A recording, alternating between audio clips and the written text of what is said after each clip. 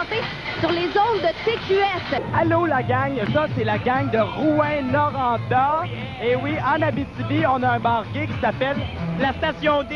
Et ça fait combien d'années que c'est ouvert? Ça fait 5 ans. Et là, vous autres, tu fais des spectacles de drag queen là-bas aussi? Oui, on fait du spectacle, on est devenu un complexe, terrasse, bar, café, spectacle, etc., etc.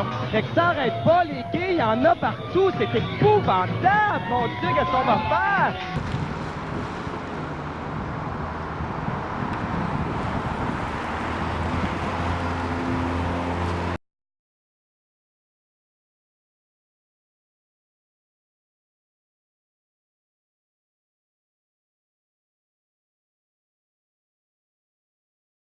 Il y a une grande nostalgie de la Station D, donc quand on parle aux gens de la Station D, tout le monde dit oui, je me souviens, j'ai eu des beaux moments, ce serait super que la Station D revienne.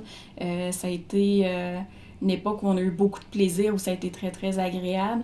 Maintenant, un lieu fixe, ça peut répondre aux besoins des gens quand ils veulent socialiser, puis d'avoir un environnement où ils savent qu'ils vont être accueillis, où ils vont être respectés, où ils vont se sentir le bienvenu. Donc ce besoin-là est commun à tout le monde finalement, mais encore plus aux personnes de la diversité sexuelle. C'est un besoin qui est dur à évaluer. Je trouve ça difficile de dire est-ce que les gens ont besoin d'un environnement ou pas. Parce que justement, quand on essayait de faire des événements ou créer des occasions, on avait l'impression qu'il faut tout le temps aller recruter les gens. Puis pourtant, si le besoin était là, on devrait pas avoir besoin de faire du recrutement. Les gens devraient dire « Ah, enfin, il y a telle activité, on va se joindre à vous, puis on devrait être plusieurs. » Tandis que là, on met beaucoup d'efforts pour faire des choses, puis il y a 2, 3 personnes qui vont se présenter. Fait que ça, des fois, ça pose la question, est-ce que les gens ont vraiment envie qu'on organise des choses? Des fois, je sais pas. Je dirais, tu sais, en région, c'est quand même plaisant de vivre son homosexualité, mais c'est plus difficile là, tu sais, au niveau des moyens de communication, au niveau des rencontres. Comme quand on avait la Station D à la base, c'était le fun parce que c'était un lieu où on avait tout, c'était régional.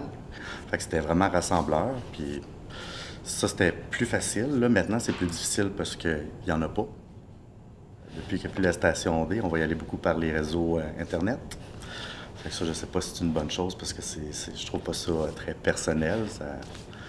Ça manque un petit peu de côté humain, je veux pas. Hein? Tandis que quand tu as un point de ralliement, ben, c'est plus chaleureux. Puis je pense que c'est plus facile aussi pour les personnes de communiquer, puis de bien s'avouer, puis de bien évoluer là-dedans. Ça prend beaucoup d'énergie organiser une activité, que ce soit une petite activité, une grosse activité.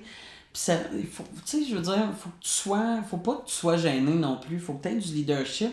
Parce que juste prendre le téléphone puis appeler ton propriétaire de bar que tu connais peut-être pas nécessairement puis que tu t'en vas lui dire eh ben écoute, moi je veux organiser une activité LGBT.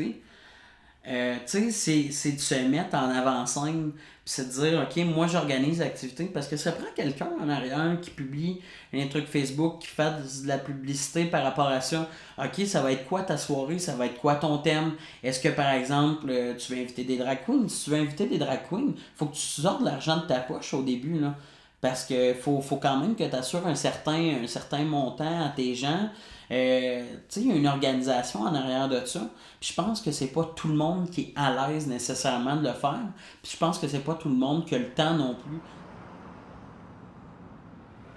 Puis je pense qu'il faut continuer à en faire malgré tout, même s'il y a 2, 3, 4 participants, parce que de ces 4 participants-là, il y a peut-être une personne qui va vraiment avoir bénéficié de ce moment-là, puis je pense que ça vaut la peine, t'sais, même si on y va de façon individuelle à l'aider, les gens, les faire sortir un peu de la maison, puis normaliser ça un peu, là. Je trouve que ça s'en vient bien. Je trouve qu'on a fait des beaux efforts là-dessus, mais si on peut aider quelqu'un juste à sortir de la maison et à dire regarde, là, t'es gay, là, c'est pas grave, là, regarde, on passe à autre chose, là.